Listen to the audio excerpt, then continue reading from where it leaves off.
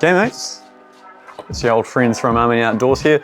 Just having a quick overview of the USGI MOLLE 2 assault pack. Now, give a bit of background, a small amount of background context to these guys. They came out in the 2000s, I believe, with the introduction of UCP, or mistakenly known as ACU. Everyone coins it that, it's just easier. And yeah, basically they're intended for a maximum of 3 days of sustainment. Really, it's more like 36 hours, but as you will find out, you can add extra capacity to these little guys. But without further ado, we'll just jump straight into it and show you what features these packs have. Got a large pouch on the front here. It's got dual quick release straps. We've also got the bungee that any excess cordage you can tie up. That's pretty much a standard feature throughout. Opens up the storm flap and reveals the zipper underneath. These are pretty chunky. So inside this main front pouch, you fit a pretty sizable poncho or the likes in there, just as an example. And what's designed specifically for these bags, although totally optional, is the USGI bandoliers. Now, you can carry 6 magazines in that, and these don't come with them. We do sell these extra from time to time as well.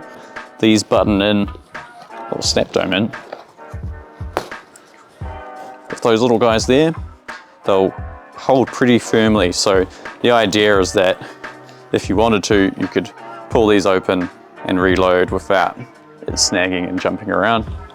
But of course, that is optional. There's 2 of them that just hold that in there on each side.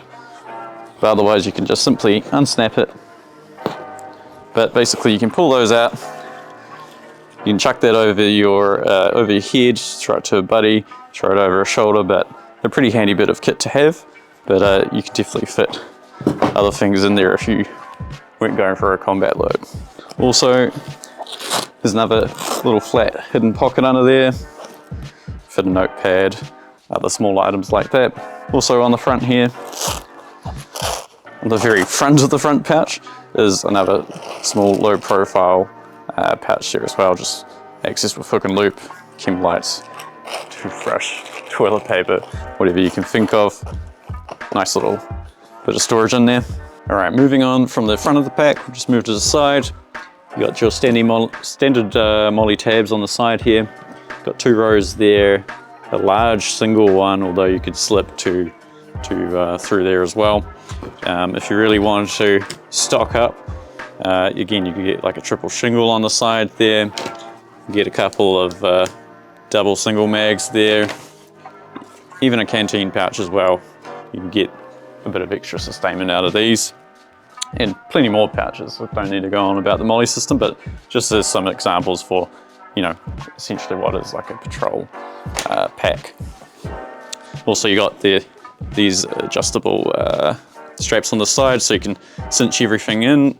Same thing again, you can roll the excess tape up there as well. Now, just coming up to the top of the pack, got an extra couple of loops up there. Whether you wanted to chuck an extra wet weather roll of some description up there, cinch that right in, definitely can do.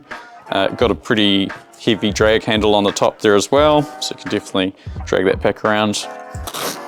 As well as a bit of hook loop, so you can fit things like hydration bladder hoses and stuff like that through there if you were running one of those on your back.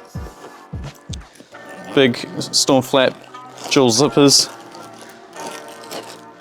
Got a bunch of MREs, our 24-hour ration packs. Got 3 of those, just as a quick example of what you can stow away in that. That's 3 days of sustainment, which these are supposedly designed for. Just a good old woobie in there to go under your wet weather poncho. I've got this pretty lightly packed, but you can definitely fit a sleeping bag, like the patrol bag from the ECWS system, a bunch of MREs, take your pick. And in the back of these, they've got, we've got listings for ones with stiffeners and ones which they're missing on. There's a bit of foam in there most of the time, but basically to stop having large, very metallic pointy things jabbing you in the back and give a bit of a rigidity. But if you don't want that, you've got a lot of soft goods, you can always pull that out. One extra little hidden feature behind that stiffener is you got a series of straps there, more for emergency or airborne operations. Typically your average civilian won't be utilizing those, but they are there. Right, and just moving to the rear of the pack, got another hidden sleeve compartment behind there that reaches all the way down. A couple of gaps in there. If you reach in there, there's a nice little waist strap hiding inside. Unravel this and again, get that nice and firmly on your waist, just like so.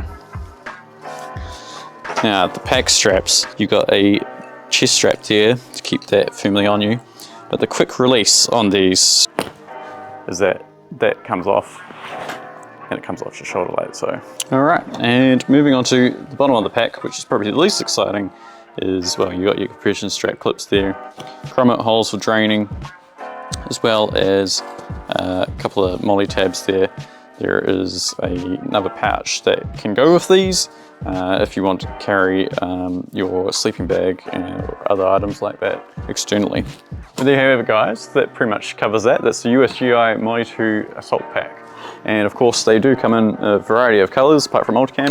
We've got the UCP ones currently in a fresh batch from the USA. You also have the US Marine version, which is a little bit bigger and definitely a different format, but we might go over those in another video and how they compare with the US Army's offerings. If either of these guys interest you, head up to our bio, you'll find the link there, and just go check out our latest arrivals for our latest USGI surplus.